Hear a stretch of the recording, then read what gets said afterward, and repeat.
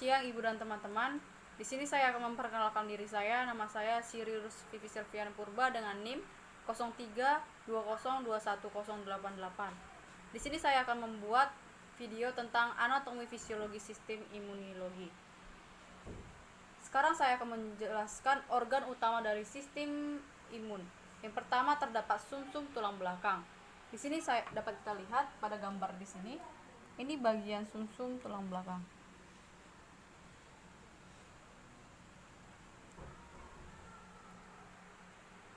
Sumsum tulang belakang merupakan jaringan limfatik karena memproduksi limfosit muda yang akan diproses pada timus untuk tempat-tempat lainnya untuk menjadikan limfosit T dan limfosit B. Sumsum tulang belakang berada di dalam bagian rongga interior tulang yang merupakan tempat produksi sebagian sel darah baru. Yang kedua terdapat kelenjar timus. Di sini dapat kita lihat pada gambar. Ini bagian kelenjar timus, teman-teman. Kelenjar timus merupakan suatu jaringan simpati yang terletak di sepanjang trankea di rongga dada bagian atas dan paling aktif memproduksi sejumlah limfosit selama masa kanak-kanak. Sel-sel yang belum matang direproduksi di sumsum tulang berimigrasi dan datang ke timus di mana proses pematangan berlangsung. Yang ketiga terdapat limpa. Ini gambarnya, teman-teman. Limpa adalah organisme kekebalan tubuh yang terdiri dari sel T dan sel B. Sel-sel pembunuh alami, makrofag, sel dendrit, dan sel darah limpa terdiri dari dua bagian yaitu pluk merah dan pluk putih. Yang keempat adalah kelenjar getah bening. Di sini dapat kita lihat pada gambar. Ini bagiannya.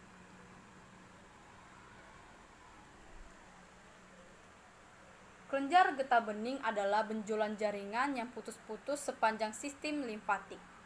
Kelenjar adalah pusat kegiatan di mana limfosit terus beredar dari jaringan ke kelenjar getah bening dan kembali lagi melalui aliran darah dan pembuluh limfatik. Di sini saya akan menjelaskan organ lain dari sistem imun. Yang pertama terdapat adenoid. Di sini dapat kita lihat ini bagiannya. Bagian adenoid. Dia terletak di belakang rongga hidung, di mana bagian rongga hidung memenuhi faring. Adenoid muncul sebagai suatu rumpun dari jaringan spons yang membentang garis pertahanan pertama dalam tubuh. Yang kedua terdapat amandel atau tosil. Di sini dapat kita lihat pada gambar. Ini bagian amandel atau tosil, di mana jaringan limfatik yang terdiri dari kumpulan-kumpulan yang positif. Ada dua massa jaringan kelenjar lembut di kedua sisi bagian belakang imun. Di sini saya akan menjelaskan fisiologi sistem imun. Yang pertama, sumsum tulang belakang. Sumsum tulang belakang sangat bertanggung jawab untuk produksi sel sistem kekebalan yang penting seperti sel B, granulosit, dan sel-sel pembuluh alami dan timosit dewasa. Hal ini juga menghasilkan sel-sel darah merah dan platelet. Yang kedua terdapat kelenjar timus, di mana fungsi utama dari kelenjar timus adalah memproses limfosit muda menjadi limfosit T atau menghasilkan sel T matang. Sel-sel yang belum matang diproduksikan oleh sumsum tulang berimigrasi dan datang ke timus di mana proses pematangan berlangsung. Proses pematangan ini adalah salah satu yang luar biasa karena memungkinkan hanya sel T yang menguntungkan yang akan dirilis dan ke dalam aliran darah, sedangkan sel T yang membangkitkan respon autoimun yang merugikan dieliminasi. Yang ketiga terdapat limpa, di mana fungsi dari limpa adalah berkontribusi pada produksi sel, fagositosis, perlindungan sel darah merah, dan pembangunan kekebalan. Limpa bertindak sebagai filter imunologi darah dan menjebak benda asing yaitu antigen dari aliran darah yang melewati limpa. Sebagai bagian dari sistem retikulo endotelial, limpa juga terlibat dalam perlindungan terhadap penyakit yang menghasilkan zat-zat antibodi. Yang keempat itu terdapat kelenjar getah bening.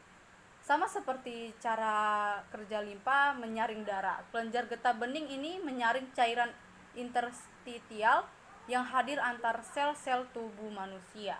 Selanjutnya saya akan menjelaskan fisiologi dari sistem imun lainnya, yaitu terdapat adenoid, di mana fungsi adenoid adalah untuk menghentikan bakteri dari organisme penyebab infeksi lainnya dari menginfeksi organ tubuh lainnya. Yang kedua, amandel atau tosil, di mana fungsi utama amandel adalah untuk mencegah bakteri dan virus dari udara yang dihirupnya.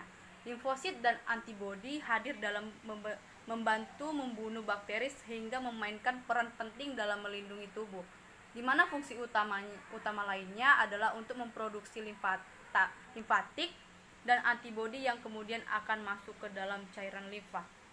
Baik Ibu dan teman-teman, selanjutnya kita masuk pada leukosit dan limfosit. Leukosit dan limfosit dapat ditemukan dalam darah vertebrata. Leukosit terdiri dari granulosit dan agranulosit. 3 jenis granulosit ditemukan dalam darah. Mereka adalah neutrofil, eosinofil, dan basofil. Granulosit terlibat dalam pertahanan inang melalui imunitas bawaan. Limfosit adalah granulosit dan terlibat dalam imunitas adaptif dan memproduksi antibodi spesifik untuk patogen tertentu. Limfosit juga terdiri dari 3 jenis. Yang pertama limfosit T, yang kedua limfosit B, dan yang ketiga kelompok 0.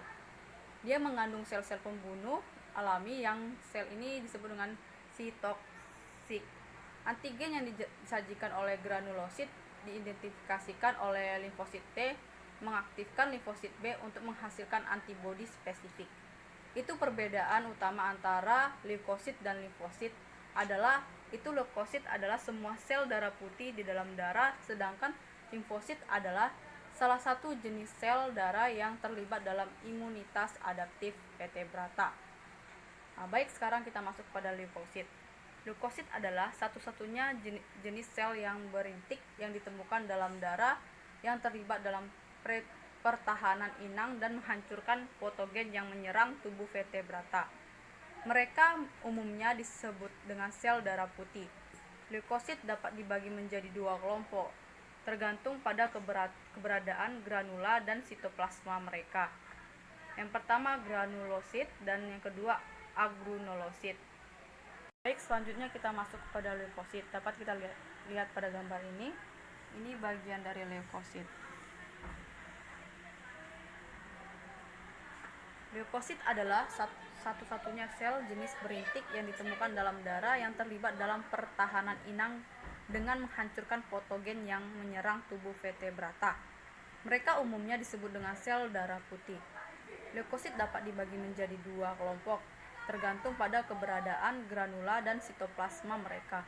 Yang pertama granulosit. Dapat kita lihat ini gambarnya, ini bagiannya.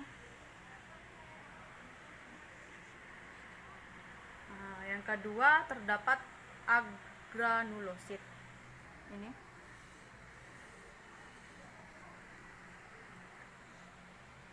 Ada 3 jenis granulosit dapat ditemukan dalam darah. Yang pertama neutrofil, yang kedua eosinofil, yang ketiga basofil. Ini bagian yang pertama, ini bagian yang kedua, dan ini bagian yang ketiga. Masing-masing dari mereka berbeda dalam bentuk nukleus serta fungsi dalam tubuh. Proses pembentukan leukosit disebut dengan hematopoiesis. Sama metapoiesis, leukosit dapat dibedakan dari sel-sel induknya. Yang pertama menieloblast. Ini dapat kita lihat gambarnya. Ini bagiannya. Yang kedua lymphoblas. Yang ketiga monoblast. Baik Ibu dan teman-teman, sekarang saya akan menjelaskan bagian dari granulosit. Yang pertama itu terdapat neutrofil. Di sini dapat kita lihat gambarnya, ini bagiannya. Neutrofil adalah fagis profesional menghancurkan patogen seperti bakteri melalui fagositosis.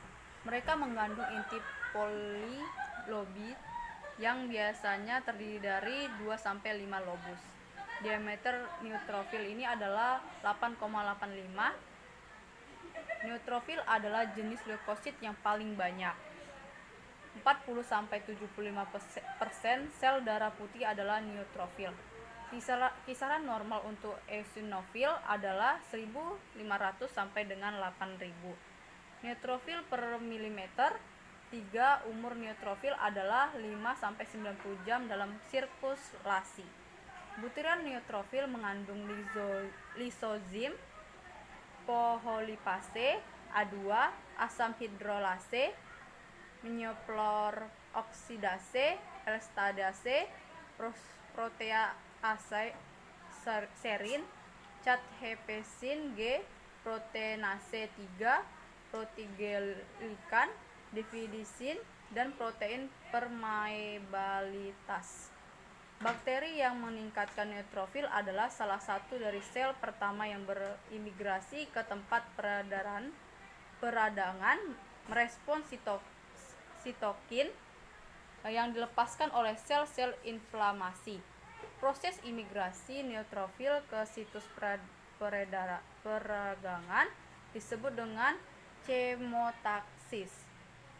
Neutrofil yang diaktifkan menghasilkan peranggapan ekstraseluler neutrofil atau disebut dengan NET. Baik, selanjutnya kita masuk kepada eosinofil. Dapat kita lihat pada gambar ini bagiannya. Eosinofil memberikan pertahanan terhadap parasit seperti cacing. Nukleus memiliki 2 lobus pada eosinofil. Diameter eosinofil adalah 12-17. 1/6% sel darah putih adalah eosinofil.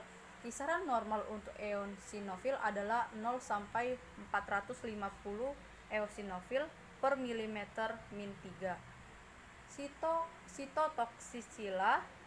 Sitotoksisitas adalah proses yang disediakan oleh eosinofil untuk mempertahankan diri dari reaksi hipersensitif yang umumnya.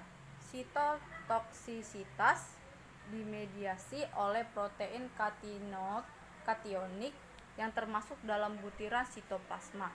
Butiran mengandung hitamis, ranase, dan danase, eosinofil peroksidase, plasminogen, lapase, dan protein dasar utama. Basofil dan sel mast juga berkontribusi saat merespon reaksi alergi. Eosinofil juga mampu berimigrasi ke jaringan.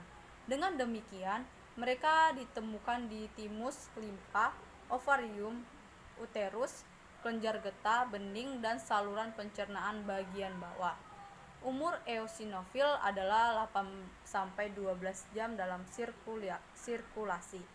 Dalam jaringan itu adalah 8-12 hari.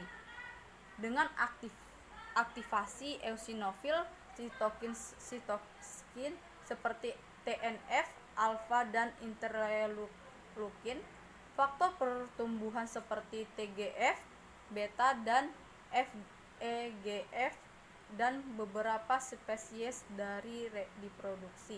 Sekarang kita masuk kepada basofil. Dapat kita lihat bagiannya ini, teman-teman.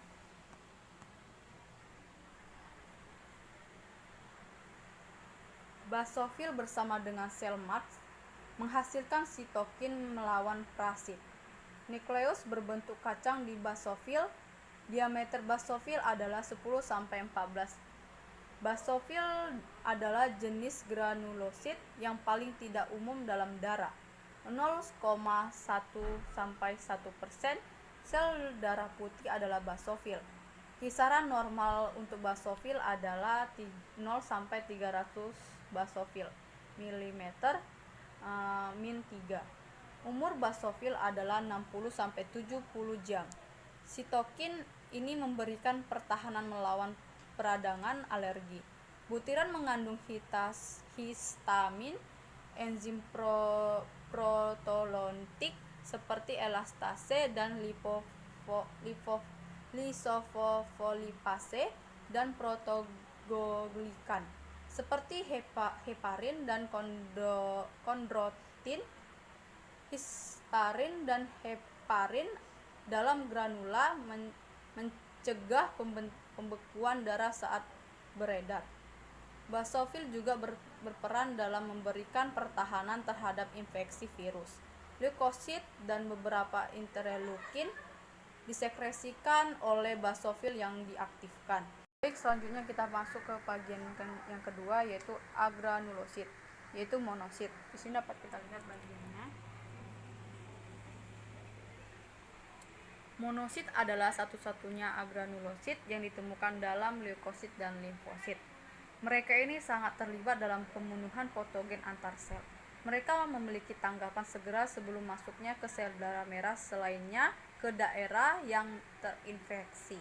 Migrasi ke dalam jaringan inflamasi memungkinkan monosit berdiferensiasi menjadi makrofag, yang merupakan jenis fagosit profesional. Makrofag juga menghadirkan antigen pada limfosit T yang mendorong timbulnya respon imun adaptif. Di sini saya akan menjelaskan cara kerja dari sistem imun. Imun adalah sistem perlindungan pengaruh luar biologis yang dilakukan oleh sel dan organ khusus. Pada suatu organisme, jika sistem kekebalan bekerja dengan benar, sistem ini akan melindungi tubuh terhadap infeksi, bakteri, dan virus, serta menghancurkan sel kanker dan zat asing lainnya dalam tubuh. Jika sistem kekebalan melemah, kemampuannya melindungi tubuh juga berkurang sehingga menyebabkan patogen termasuk virus yang menyebabkan demam dan flu dapat berkembang dalam tubuh. Ketika benda asing masuk ke dalam tubuh, segera dihasilkan zat yang akan bereaksi dan membuat substansi tersebut tidak berbahaya. Protein zinc disebut antigen dan substansi yang dihasilkan untuk berespon terhadap antigen disebut dengan antibodi. Antigen dapat berupa benda asing tetapi umumnya adalah mikroorganisme, beberapa jenis obat atau misalnya penisilin, protein hemawani, dan nabati termasuk serbuk sari dari jaringan asing seperti pada transplantasi organ. Reaksi dari terjadi dapat disebut reaksi antigen antibodi. Ketika reaksi terjadi, sebagian respon terhadap mikroorganisme, reaksi tersebut disebut dengan imunitas. Keberadaan mikroba patogen dapat menimbulkan dampak-dampak yang tidak diharapkan, akan memicu sistem imun untuk melakukan tindakan dengan urutan mekanisme sebagai berikut. Introduksi persuasi dan resepsi. Ini memungkinkan komplain dapat diasosiasikan sesuai artinya, yaitu pelengkapan, namun sesungguhnya fungsi amatlah virtual. Faktor komplemen bertugas untuk menganalisa masalah, untuk selanjutnya mengandalkan kepada imunoglobulin. Untuk selanjutnya akan diolah dan dipecah-pecahkan menjadi bagian-bagian molekul yang tidak berbahaya bagi tubuh. Setelah imunosit T bekerja dengan memakan mikroba patogen, sel limfosit terjadi dari dua spesies besar, yaitu limfosit T dan B. Bila limfosit B kelak akan bermetamorfosa menjadi sel plasma dan selanjutnya akan menghasilkan imunoglobulin atau GAMDE, maka sel T akan menjadi divisi T helper T, sitotoksik, dan T suppressor. Dalam kondisi yang sangat berat akan terjadi beberapa proses sebagai berikut, di mana sel limfosit T akan meminimalisasikan patogenik dari mikroba patogen dengan cara bekerja sama dengan antibodi untuk mengendalikan dan merubah antigen dari mikroba patogen menjadi serpihan asam amino melalui sebuah mekanisme yang disebut dengan antibodi dengan adanya sel cetitochity atau disebut dengan ADCC. Selain itu, sel limfosit T bekerja dengan sel NK atau disebut dengan natural killer, dan sel dendrit dapat bertindak langsung secara represif untuk menghentikan kegiatan mikroba patogen yang destruktif melalui aktivitas kimiawi saat disebut dengan proporin. Dalam beberapa kondisi khusus, sel limfosit T dapat memperoleh bantuan dari sel mikrofag yang berperan sebagai antigen presenting cell atau disebut dengan APC, alias sel penyaji antigen. Sedangkan sel limfosit B bertugas untuk membangunkan sistem manajemen komunikasi terhadap di wilayah cairan tubuh atau imunitas humoral. Bila ada antigen dari unsur asing yang masuk, maka sel limfosit B akan merespon dengan cara membentuk sel plasma yang spesifik untuk menghasilkan molekul immunoglobulin gerak teretik antigen dari unsur asing tersebut. Sekian video saya mengenai anatomi fisiologi imunologi.